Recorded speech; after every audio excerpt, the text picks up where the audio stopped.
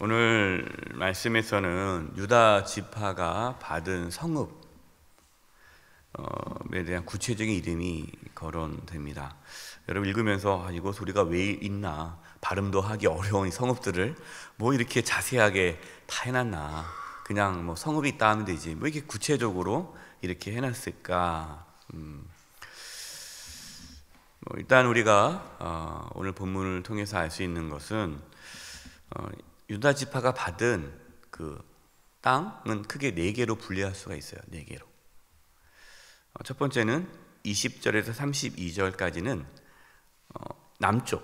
유다가 남쪽, 이제 가나안 땅 남쪽을 받았는데 이제 유다가 제일 남쪽을 받았어요. 그 남쪽 그 이스라엘 백성들이 가나안 땅을 받았는데 그 남쪽 지역이 유다가 차지한 땅이 됩니다. 제일 밑에가 유다가 있어요. 이 남쪽에는 에돔이 이렇게 자리 잡고 있습니다. 그러니까 에돔과 경계에 있는 땅을 받은 거예요. 21절, 32절입니다.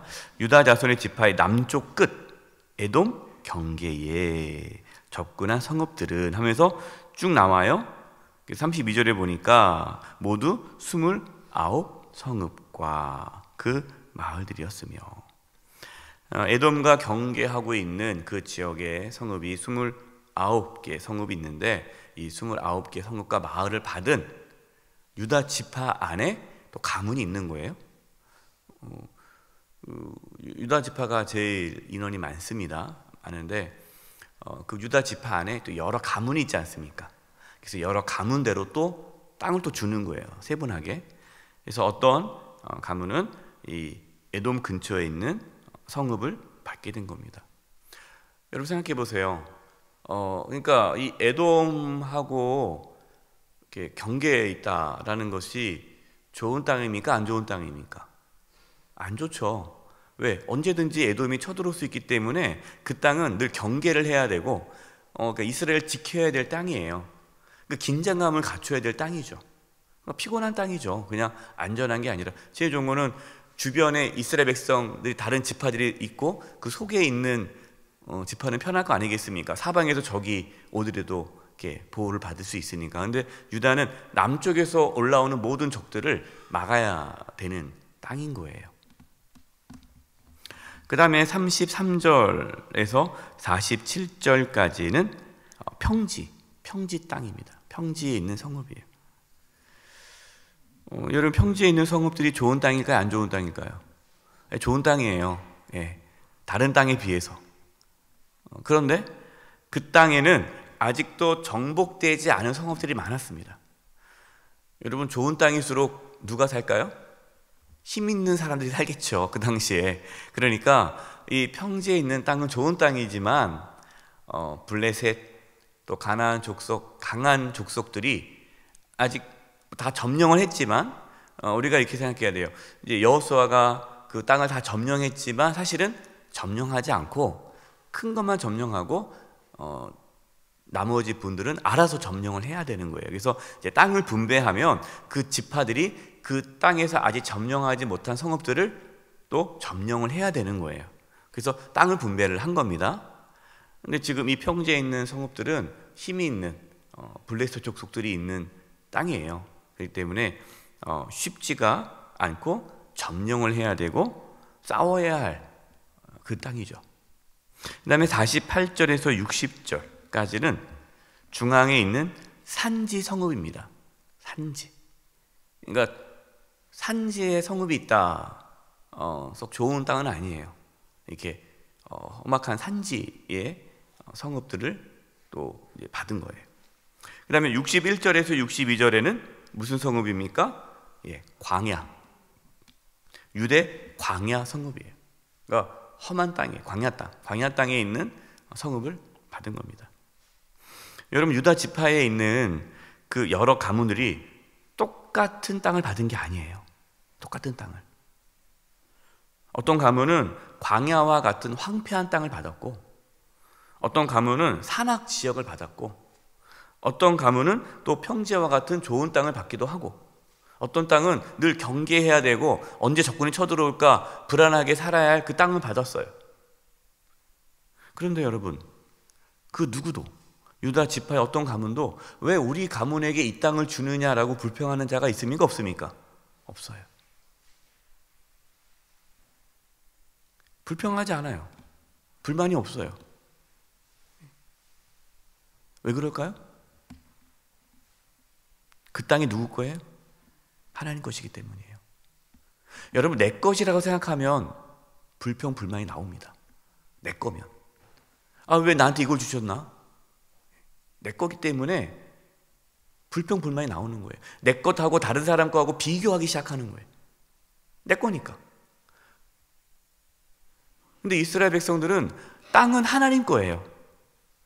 하나님께서 뭐 한 겁니까? 맡겨주신 거예요. 맡겨주신 거기 때문에 그것은 하나님 것이고 내가 관리해야 하는 거예요. 관리자지 내 것이 아니에요. 포도원 천지기가 포도원 우리 주인은 왜 이렇게 돈이 없어? 옆에 주인은 돈 많은데 불평불만할 거 없는 거예요. 그냥 포도원 청지기는 주인이 맡겨놓은 거 이거 관리해라. 그럼 그것만 관리하면 되는 거예요. 뭐 옆집에 누구 포도원 지기는 그 청지기는 주인이 더 많은 걸 맡겼다는데 뭐 불할 게 없는 거예요. 그냥 내가 주어진 일에만 최선을 다하면 되는 거죠. 내게 아니니까. 여러분, 우리도 마찬가지입니다. 우리가 왜 불평불만을 할까요? 내 거라고 생각하기 때문에 내 거. 하나님, 우리가 가지고 있는 모든 것 다 하나님 주신 겁니다. 하나님께서. 그럼 그것은 우리 자신 것이 아니라 하나님 거죠. 하나님의 것을 자신의 것으로 착각하는 순간 불평불만하게 됩니다. 불평불만해요. 왜 나는 이거밖에 없지? 왜 누구는 저거 가졌는데? 하나님, 왜 나에게는 이거밖에 안 줍니까? 저 사람 저렇게 많이 주고. 맡을 자에게 구할 것은 뭐라고 합니까? 충성이에요. 맡을 자에게 구할 건 충성이에요. 나에게 이런 일을 맡겼으면 거기 충성하는 거예요. 비교할 게 없는 거예요. 하나님께서 주신 것에 감사하며 충성스러운 종으로 사명을 다할 뿐입니다. 그러니까 지금 이스라엘 백성 유다 지파의 각 가문들이 뭐 그 땅이 어떤 땅인지 뭐 살기 좋은 땅인지 안 좋은 땅인지 아니라 그 땅은 하나님께서 나에게 주신 사명이 주신 사명 땅이에요. 그러니까 그 땅을 관리해야 되고 그 땅에 있는 족속중을 내쫓아야 되고 그 땅이 하나님의 거룩한 땅이 되도록 애써야 될 땅이지 그것이 뭐 내 권리라든가 내 어떠한 내 몫이 아니라는 거예요. 그렇기 때문에 여러분, 우리도요, 우리가 다른 사람들보다 좀 더 많은 것을 맡았다고 해서 목에 힘주거나 우쭐 해서는 안 돼요. 그것이 우리의 자랑이 돼서는 안 됩니다. 제가 영세교회 담임 목사로 섬기고 있지만 뭐 제가 대단해서 영세교회 담임 목사가 된 게 아니잖아요. 그러면은 우리 교회 같이 이렇게 큰 교회 담임 목사는 목에 힘주고 또 작은 교회 목사님들은 뭐 이렇게 기주고 살아야 됩니까? 뭐 능력이 많으면 이렇게 큰 교회 담임 목사가 되고 능력이 없으면 작은 교회 담임 목사가 됩니까? 이게 아니라는 거예요. 뭐 제가 영세교회 담임 목사를 됐다고 해서 영세교회 제 겁니까? 아니잖아요. 이게 왜 중요하냐? 많은 사람들이 하나님께 맡겨주신 것을 자기 것으로 착각한단 말이에요. 거기서부터 타락이 오는 거예요. 하나님께서 맡겨주셨기 때문에 그 맡겨주신 동안에 최선을 다할 뿐이에요. 하나님께서 거둬가시면 그걸로 끝나는 겁니다. 미련을 가져서는 안 되잖아요.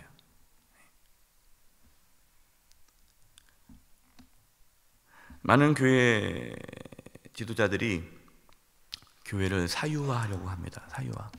사유화가 뭡니까? 내 것으로 생각하는 거예요. 내 것. 하나님께서 맡겨주신 건데 이게 내 거로 생각하는 거예요.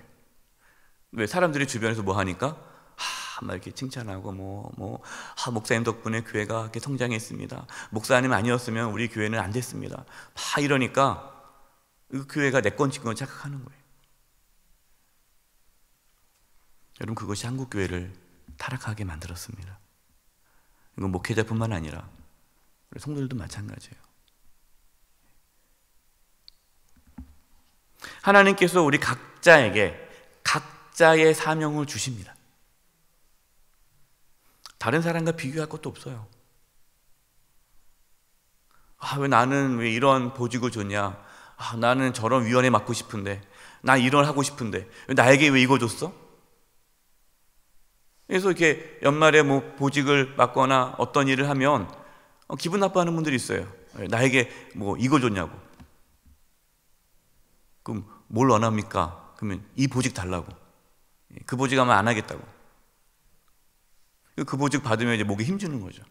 내가 이렇게 대단하니까 내가 이런 보직 받은 거야.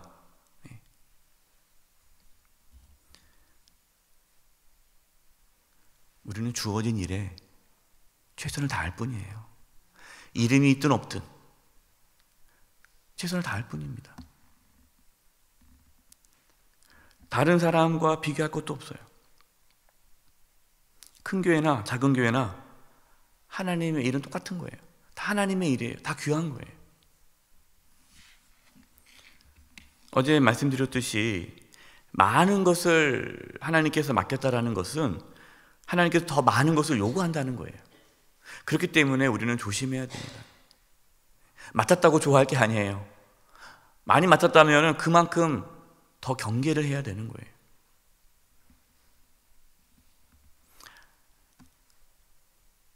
우리는 하나님께 주신 것에 감사하면서 사명을 다하는 그리스도인 되기를 바랍니다.